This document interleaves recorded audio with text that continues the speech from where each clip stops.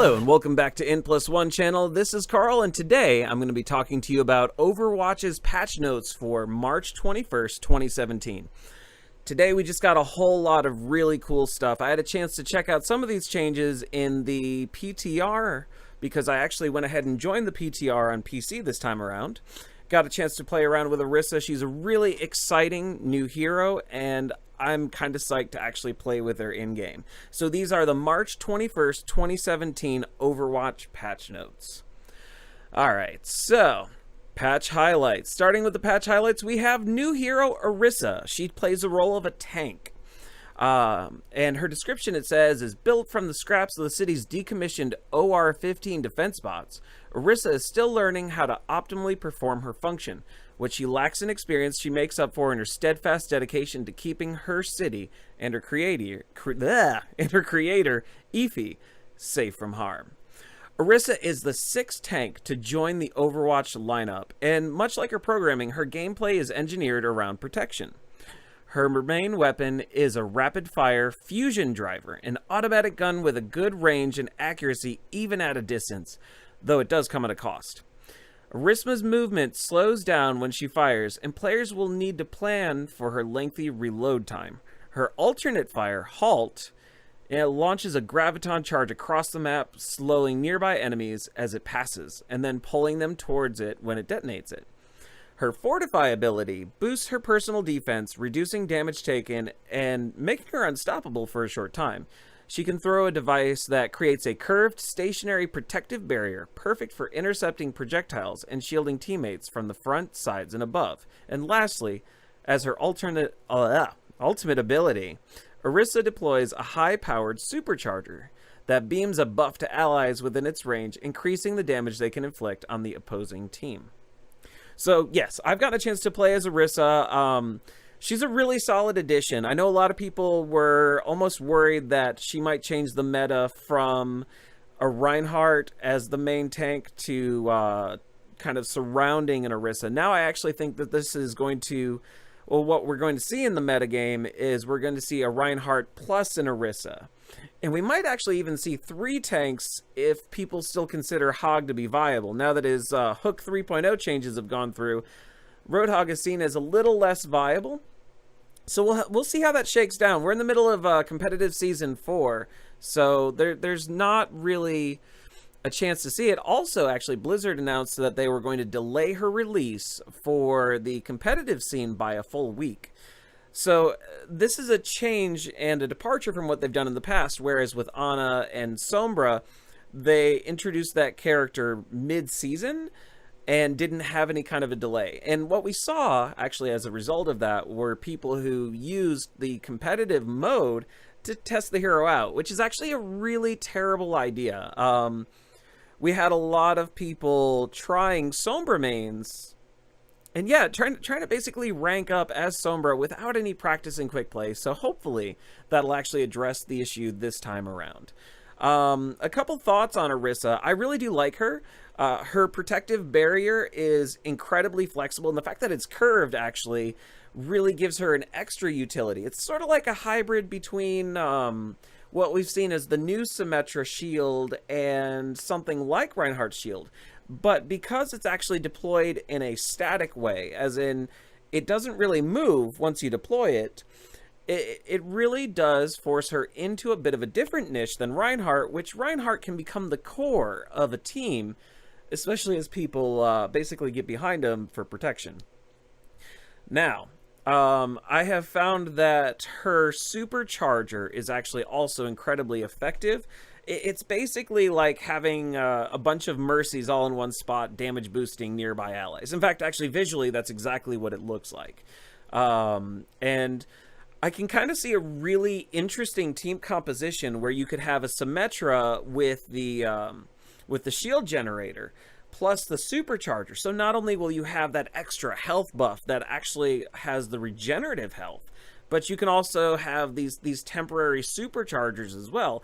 And I see this as a really good way to have an effective defense. So for instance, you might have a metagame that's a Reinhardt, an Orisa, a Symmetra, Maybe even a Torbjorn. I know that he's not really still considered very valid for the metagame, but I think he's underrated, actually. I think his utility for creating the armor packs is incredibly understated, and I think that his turret is, well, so first off, his turret's a lot more effective on console than it is PC. But I also still think his turret is a reasonably powerful tool, especially if the Torbjorn uses it more for distraction rather than like hovering by it and continually repairing it. It's best to almost treat the turret as if it's another player, so it can kind of pick off weak enemies, as opposed to actually focusing on keeping it up and staying right there, because then you're both a target. Something that I honestly do when I play Torbjorn is I'll just kind of poop out a turret real fast, and then I'll move away if I'm trying to distract someone. That way they can focus on that. I can throw down an armor pack, restore my own health, and then kind of reapproach it. Yes, of course, there's the cooldown period, but the cooldown is not bad for the turret deployment. Now, that said, let's go ahead and let's look at these updates here. All right, competitive play. On Route 66, the attacking team is now given 60 additional seconds after pushing the payload to the first checkpoint. Now, that's actually a really big deal. So, you know, one of the ways that these modes are gated is that if you manage to get it to a checkpoint, you're given additional time. Having a full minute extra is huge, and it actually really gives a big advantage. Well, okay, I don't want to say a big advantage. It does give more of an advantage, though, to the attacking team than was available prior. The developer comments say that this change will bring Route 66 in line with other escort maps, and they've actually made a lot of changes to these payload escort maps as well. Like we saw that with Eichenwald, for instance. All right, custom game and game browser. When setting up a custom game, players can now disable or modify abilities activated with the secondary fire button. I actually haven't messed around a lot with the custom game browser. I think it was an amazing addition, and it's something that I want to sit down and do, but I guess I'm a bit of a traditionalist. I end up playing a lot of the already prescribed game modes, but I may be checking that out more soon. All right, we got some hero updates. Now, I didn't get a chance to cover them because there was a rapid series of PTR updates where they did a major nerf to Ana, right? They cut down her biotic grenade in half. They cut down her primary fire in half. They effectively made her literally half as useful. And then the community didn't like that change, and Blizzard listened, and they actually reverted some of those changes. And now it looks like what they're doing is that they're pushing kind of a middle ground change. So we can see that the biotic rifle damage has decreased from 80 to 60. And something I've always thought was interesting that I don't know that many other people talk about is that Ana's abilities, at least when it comes to her rifle, are damage over time and healing over time. Like, if you ever play as Ana, you'll hear a couple of the like hit registrations, right? That's because it doesn't do all the damage up front. It does it over like a few seconds. Kind of like if you played a game like Morrowind, where it gives you not only a stat for like damage, but sort of like damage over time, or an ability that lasts 2 seconds. That's how Ana's fire worked. Now, the developer comments for that is that Ana's kit has several strong components, which make her difficult to replace. Reducing her damage output will make her less threatening on attack and reduce her dueling capability. So this is an effective nerf, but this is not as bad of a nerf, I think, as they wanted to push. So we're probably still going to see Ana's in the metagame, but we'll see, right? We might actually be getting a new hero in May. We don't know. All right, so Bastion, Ironclad. Looks like these are specifically notes for the Xbox One and PS4 version. And Bastion now takes 20% less damage while in configuration Sentry or Tank, formerly 35. This Ironclad ability was added recently with the perception that Bastion was not really comp ready, was not really a pick. Some people actually considered Bastions to be a troll pick. And so he was underutilized, and this was the Ironclad ability and his ability to self-heal. The way that they made it to where it can't be interrupted and he can do it while he moves. That's a huge effort on their part to make him relevant. However, excuse me for that, one of the things about that is that in making him relevant, they actually turned him into a temporary must pick. And so for competitive season 4, actually, a lot of teams started building their team composition around, hey, let's protect the Bastion. Well, he just mows people down. So we're seeing a lot of rebalancing. I think they don't really know how they want Bastion to function ultimately, right? Like, I mean, Bastion has a place, but his place is not very well defined, and as they keep altering him, his place changes. So we'll see how this goes. Developer comments there: after the last update, Bastion became a little too difficult to deal with, so we're reducing his new passive to give enemies more opportunities to counter. Prior, his hard counters were really Genji. Because, you know, oh, hey, let's load into the players, and then Genji could do a deflect and take him out. With those buffs and the Ironclad ability, that actually did remove Genji's ability to guarantee to take him out if he shot him. So we'll see how that plays out. Genji kind of has a place sometimes in the metagame, kind of doesn't. And it's interesting as they buff and debuff his hard counters and the people he himself hard counters, he kind of pops back in and out of the meta. So we'll see. All right, Junkrat, total mayhem. Junkrat's explosions no longer hurt himself. I've seen this on PTR. I feel a little bit different about this. So I actually kind of think that he should take damage. Because what I've been seeing is people getting up close and personal with Junkrat. Basically like, hey, I'm in your face, boom, grenade, and then you're taking a ton of damage, and the Junkrat's not taking any damage, and it actually removes the risk for that type of play. Now, yes, it's kind of dumb and it's dangerous to get up in someone's face and just like straight up launch a grenade at them, but at the same time, now it's more viable, and it makes him able to get more in your face.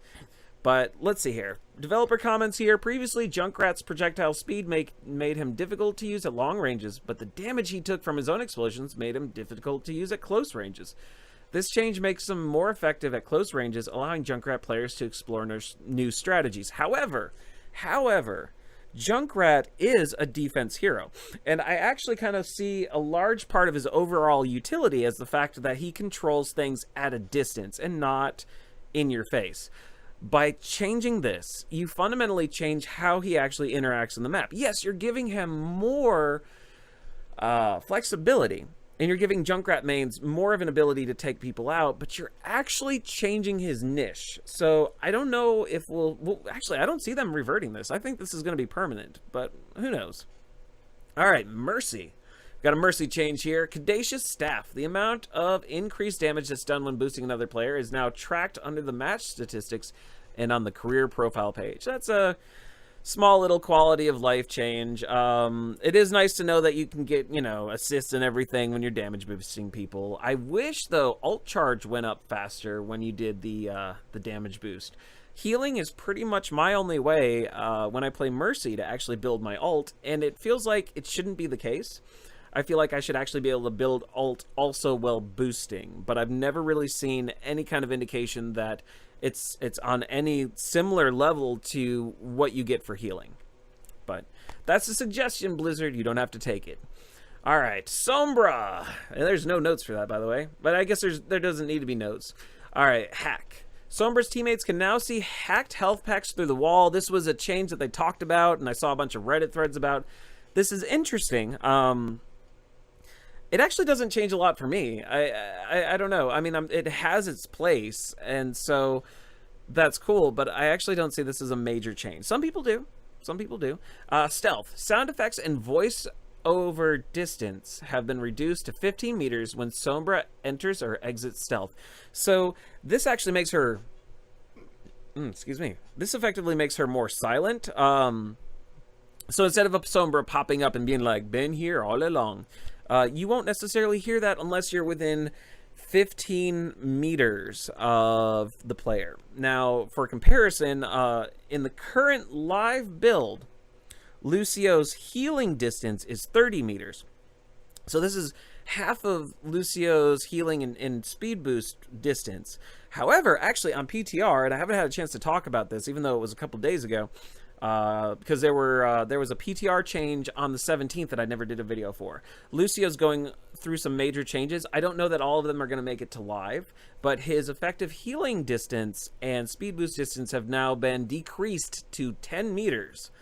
However, he does also now get a 30% speed boost from wall riding, and he's basically got a net buff on PTR right now, but the skill ceiling for using him effectively has gone up significantly. So it's harder to play him, but he's more rewarding to play, which I think has always kind of been his niche.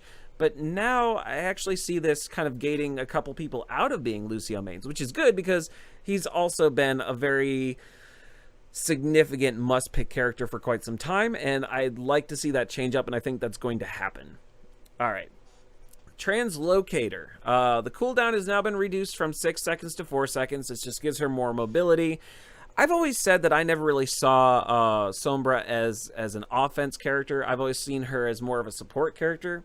Her movement abilities, her stealth, and hacking, it's kind of like a debuff, right? She's sort of like what I would think of as like, you know, maybe in the Final Fantasy games where you had, oh gosh, what was it? In Final Fantasy 13, there was a class, and I played the Japanese and the English version, so I'm always getting them mixed up, but it was like the Alchemist class that you'd have that was basically just all about debuffing. That's what I think of Sombra as, right? She locks you out of your health packs. She locks you out of your abilities. She's like an anti-support. She's not really a true offense class. And I would actually like to see Blizzard explore more ideas like this, right? I'd like to see Blizzard actually explore the idea of having more debuffing-oriented heroes.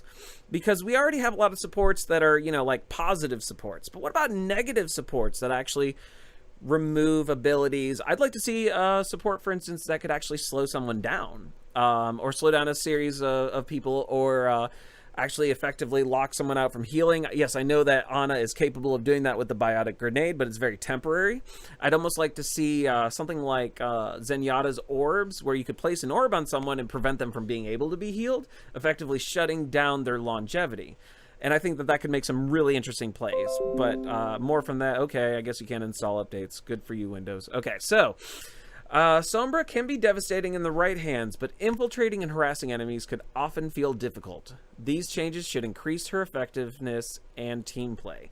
Sombra has actually really, since her initial release, has gone down in popularity a lot. So to some degree, Sombra is underpowered. And in other ways, I think she's not played properly. I think if she is played properly, that she's very effective. Like one of her passive abilities, being able to see people through the walls, I see that as an amazing ability, actually. So I think that the niche for that is that Sombra needs to stealth in or movement ability over to someone who's dying and pick them off, right? She's your carry-on crow, basically. She's not necessarily doing the upfront damage, but she's picking off the weaklings. And I think that's the best place for her niche. She needs to kind of flank and pick off the weak of the herd. All right, cool. Winston time.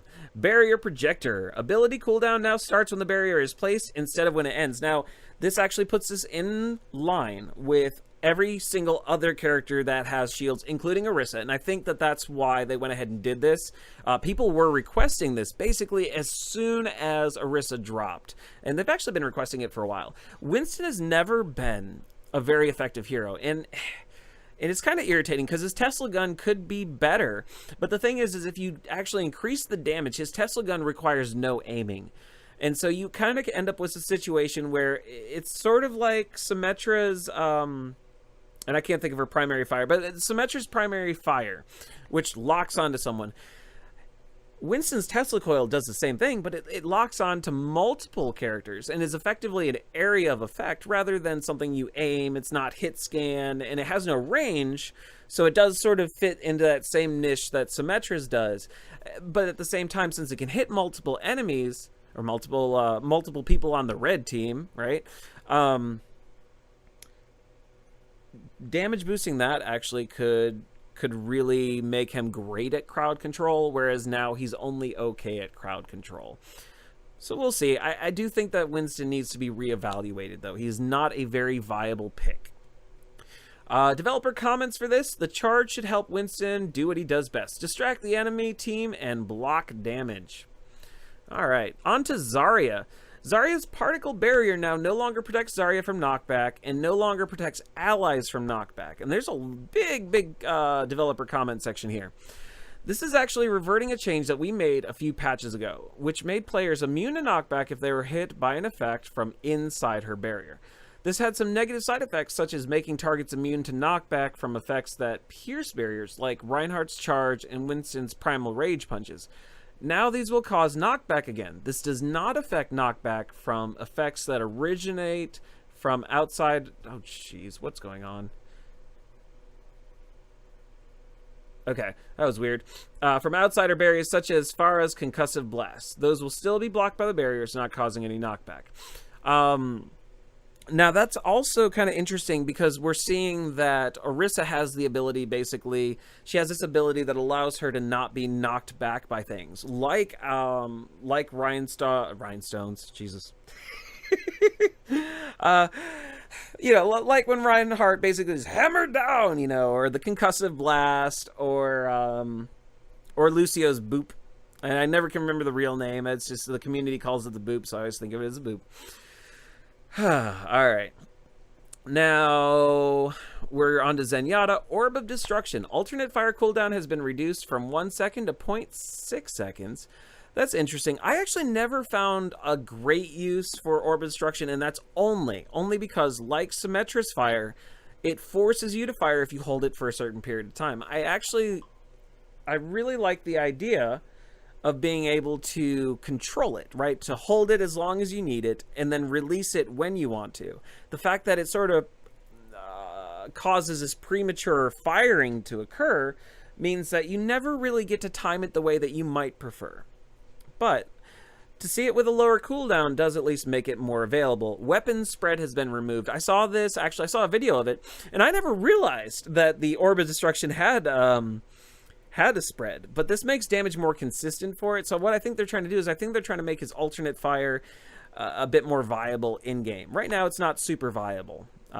It depends, right? It's situational, but now they're trying to make it actually less situational. In fact, developer comments, Zenyatta's alternate fire often felt too difficult to use due to its long recovery time. This reduction should make it a more viable option.